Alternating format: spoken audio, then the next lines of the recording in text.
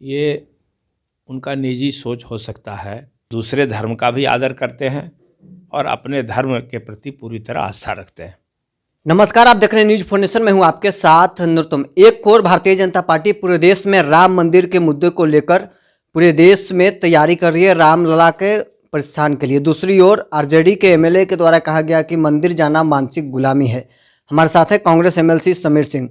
RJD के MLA के द्वारा कहा जा रहा है कि मंदिर जाना मानसिक गुलामी है। भारतीय जनता पार्टी लगातार राम मंदिर के मुद्दे को जोर शोर से उठा रही है। देखिए, ये उनका निजी सोच हो सकता है, लेकिन हम लोग राजनीतिक विषय नहीं है, ये धार्मिक आस्था का विषय है। ये अलग बात है कि मंदिर निर्माण को भी राजनीतिक विषय भारतीय जनता पार्टी ने बना दिया है, तो इसी के प्रतिक्रिया में आरजेडी के नेता ने कहा होगा, लेकिन हम समझते हैं कि इस तरह की उक्ति से बचने की ज़रूरत है, क्योंकि कहीं न कहीं हम लोग सभी धार्मिक आस्था रखते हैं और भगवान राम सहित अन्य देवी देवताओं की पूजा करते हैं और पीढ़ी दर पीढ़ी से हम लोग करते रहें। इसलिए व्यक्तिगत रूप से हम लोगों की निष्ठा भगवान में है और सदैव रहेगा। इसलिए अन्य दल के नेता क्या बोलते हैं इस पर हमारी कोई प्रतिक्रिया नहीं होगी। मनोज झा भी आरजेडी एमएलए का समर्थन में उतर गए हैं। वो कह रहे हैं कि उन्होंने सही कहा है। ये वो उनके दल का अंदर का मामला है, इस पर हम कोई टिप्पणी नहीं करना उचित समझते हैं। लेकिन ये ज़रूर है कि हम लोग दूसरे धर्म का भी आदर करते हैं और अपने धर्म के प्रति पूरी तरह आस्था रखते हैं। भारतीय जनता पार्टी आज लवकुश रथ यात्रा कर रही है। वो पूरे बिहार में, वो हर जिले में घूमेगी और वो बताएगी कि नरेंद्र मोदी लवकुश समाज के जो पूर्वज हैं राम जी को उनके प्रस्थान कर रहे हैं। देखिए, ये सब कहीं उनके मन में धार्मिक आस्था नहीं है। लोगों का धार्मिक आस्था उभार करके राजनीतिक लाभ करने का एक नई चाल है।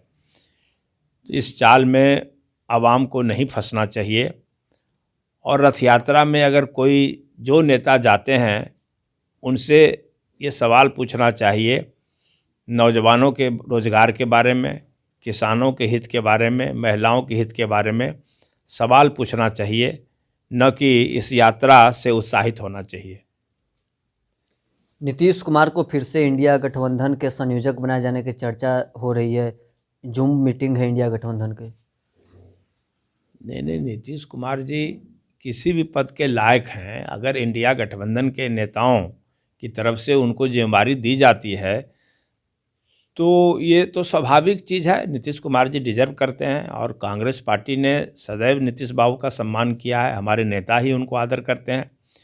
इसलिए क्या होगा, संयोजक बनाए जाएंगे या किसी अन्य पद पर बिठाए जाएंगे, ये तो गठबंधन के नेता जब आपस में बैठेंगे तब तय होगा। इस पर हम लोग अभी से प्रतिक्रिया देने में सक्षम नहीं है।